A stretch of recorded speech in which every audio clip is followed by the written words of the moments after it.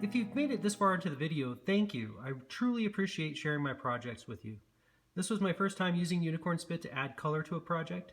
I used ash for the bowl because I know that it has an open grain, and I thought it would capture more of the glitter that is in the Unicorn SPiT.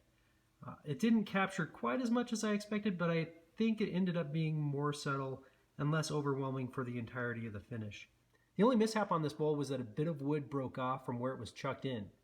I didn't even notice it until later when I went to sand it, and now I want to go back and watch the video to see if I can see it fly off somewhere. I tested the Unicorn SPiT on a cutoff from the Shoshugibon picture frame. I think that on a darker background the Unicorn SPiT definitely pops more. Overall, I really enjoyed making this project on my lathe. I actually always enjoy making projects on my lathe. So if you enjoyed it too, please give this video a thumbs up or even subscribe.